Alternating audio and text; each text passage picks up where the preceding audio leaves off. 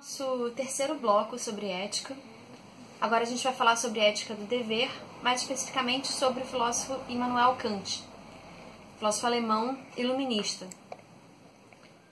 Bom, o Kant tem uma visão diferente da visão da ética das virtudes, porque ele vai dizer que a ética ela não deveria se focar numa finalidade exterior a ela para validar os seus princípios. Então, por exemplo, ela não deveria pensar a moral ou a ação moral a partir de algum condicionante como a felicidade, ou então ir para o céu, ir para o paraíso, ou então evitar a dor, ou então realizar algum interesse. Então a gente não deveria ser moral, ou não deveria ser ético, ou não deveria pensar em nada disso, pensando nessas condições. Então, que é diferente, por exemplo, da visão grega que a gente tinha visto, que primeiro que justifica toda a vida humana a partir do ponto de vista da virtude e da felicidade. Aqui a gente não está interessado em necessariamente justificar a vida humana. Aqui a gente está pensando a ética separada dessas coisas e pensando que ela se justifica por ela mesma. Então, a ética não vale a pena ser feita, ser pensada por causa de nenhum outro interesse exterior a ela. Bom, na verdade a gente deveria ser ético simplesmente porque nós deveríamos, segundo Kant, preservar a dignidade humana, que é uma coisa que eu vou explicar, e porque nós somos os únicos seres que são capazes de ser morais. Nós somos os únicos seres que são capazes de ser bons ou maus, e que são capazes de julgar as próprias ações. Então, a gente tendo essa capacidade, a gente se coloca numa situação em que a gente é obrigado a pensar sobre aquilo que a gente faz. E aí a gente vai pensar sobre a nossa vida em sociedade. E aí, ao pensar nisso, a gente vai ter que pensar numa vida funcional em sociedade. Então, toda vez que eu realizar uma ação, eu vou estar interferindo nas ações alheias a mim, as ações comuns às outras pessoas. E eu preciso preciso criar um código moral que seja, de certa maneira, conciliável com os outros códigos morais, ou pelo menos com a convivência com as outras pessoas.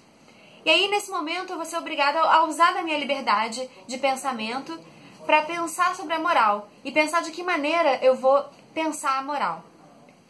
Uma das coisas importantes que o Kant vai falar, que fundou, que foi o auge do iluminismo, e de certa maneira isso é muito importante para a Idade Moderna, é a noção de heteronomia e de autonomia.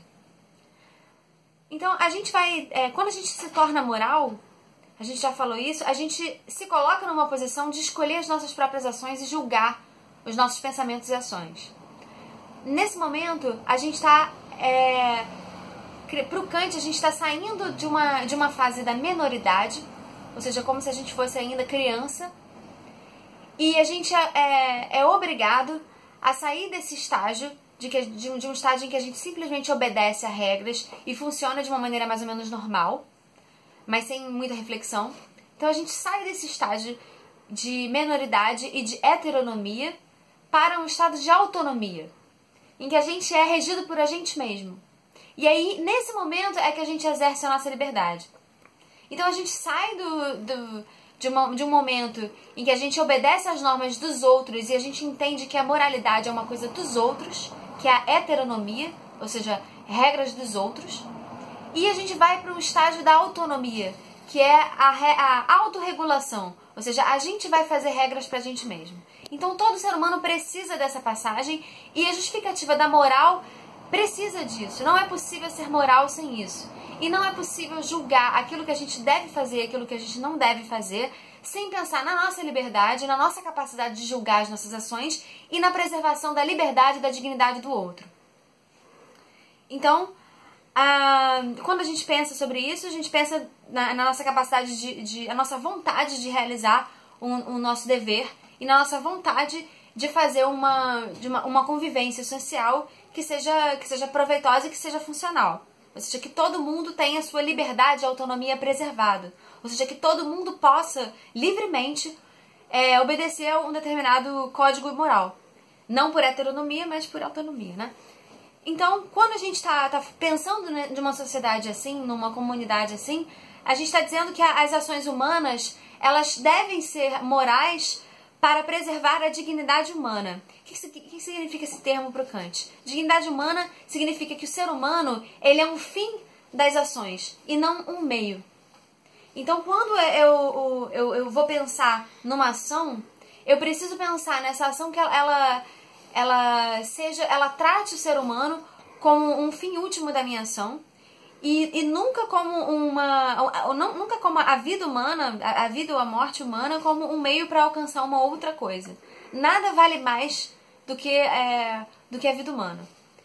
E aí, para fazer o Kant vai dizer que existem vários bens que são semelhantes que têm essa particularidade de ser encarados como o fim último.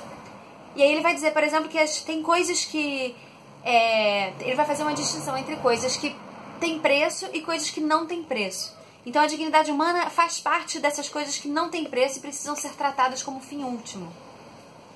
Então, nesse momento a gente vai entender que a ação que o Kant está dizendo que a gente precisa agir por dever, ou seja, porque a gente deve agir dessa maneira, porque é mais racional agir dessa maneira. O dever é necessariamente a coisa mais racional que deva ser feita. Lembra que o Kant é um iluminista, saindo ali do racionalismo, então ele está pensando no que é mais racional fazer. Então não é racional, por exemplo, eu roubar de alguma outra pessoa, porque qualquer outra pessoa pode achar justo roubar também, já que eu estou roubando, então outra pessoa pode roubar também. E aí, se todo mundo rouba, então a gente cria uma sociedade totalmente irracional que a gente não consegue preservar nada, nenhum patrimônio de ninguém, nada, não consegue assegurar nada que é próprio de ninguém, nem o próprio corpo. Então, o Kant vai pensar que a gente não tem, e não é racional uma sociedade funcionar assim. E aí ele vai formular um princípio moral formal que vai nortear toda a moralidade, toda a ética dele, que é o imperativo categórico. O imperativo categórico é exatamente como eu vou ler nessa frase aqui. Ele é um imperativo, ou seja, ele é um princípio que uma ordenação, ou seja, uma ordem que a gente dá pra gente mesmo para realizar uma tarefa. Então a gente tem outros tipos de imperativos, mas o principal é o imperativo categórico. O que diz o imperativo categórico? Ele diz: age apenas segundo uma máxima, tal que possas ao mesmo tempo querer que ela se torne uma lei universal. Ou seja, eu preciso agir, seja lá o que eu considere ético ou não, eu preciso agir de uma maneira que qualquer pessoa possa, na minha situação, agir da mesma maneira. Porque a minha ação pode ser transformada numa lei universal. Então, esse é o imperativo categórico que vai nortear qualquer moral, segundo Kant. E aí o Kant vai fazer uma série de imperativos, uma série de outros princípios, pensando numa ética formal, que a gente vai preenchendo conforme a gente vai construindo a nossa moralidade. Então o Kant, na verdade, o que ele está fazendo, quando ele faz uma ética formal, é que ele faz um esqueleto de ética que funcionaria para qualquer ética racional. Na verdade, você tem dentro da ética kantiana uma possibilidade, uma certa flexibilidade para várias éticas que poderiam ser construídas dentro do imperativo categórico. É claro que não são muitas, porque nem todas vão se encaixar nesse imperativo categórico, evidentemente, mas o importante é a gente entender a finalidade da filosofia do Kant, que é estabelecer o princípio formal em que a gente é capaz de compreender racionalmente uma ética. Ou seja, toda a ética racional precisa funcionar dessa maneira. Não é racional desobedecer o imperativo categórico, segundo Kant. Então essa é a parte do Kant.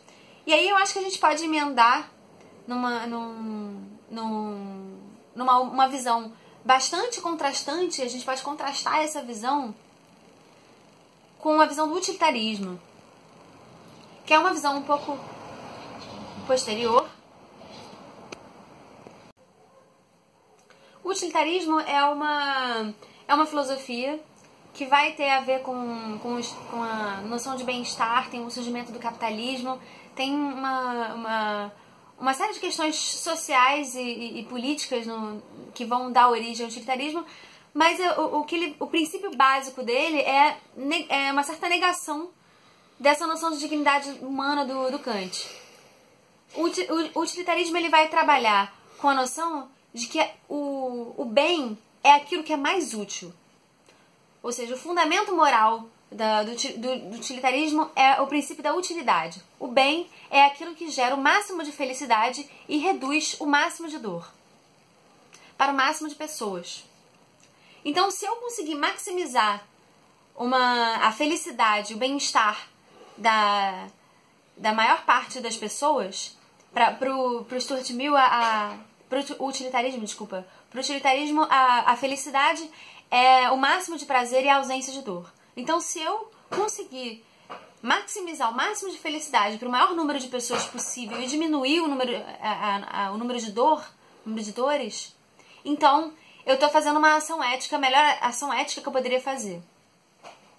Então, o utilitarismo é consequencialista, que é necessariamente a negação de uma ética kantiana.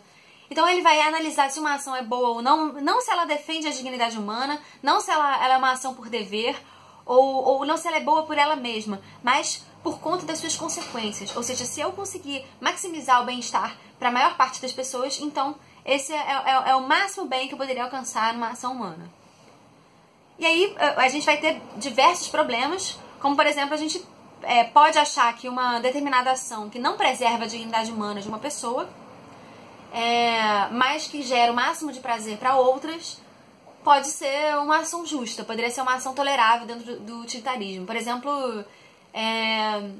a gente pode pensar que, às vezes, eliminar um povo, por exemplo, pode ser mais conveniente, pode trazer muito mais bem-estar para o restante dos povos do que se eu deixasse esse povo viver, porque esse povo, sei lá, é muito complicado, causa guerras, enfim. De alguma maneira eu poderia argumentar isso dentro do utilitarismo, de que se eu tô gerando felicidade para o maior número de pessoas e a minha ação contrária, é essa, vai diminuir essa felicidade, vai gerar menos felicidade, vai aumentar a dor, então necessariamente eu deveria fazer essa ação que gera mais felicidade. Só que aí a gente vai ter problemas como a gente vai acabar defendendo ações que a gente nega moralmente muito fortemente. E aí a gente vai entrar nesses conflitos que o utilitarismo não tem como resolver. Então agora, chegando ao fim desse bloco, obrigada.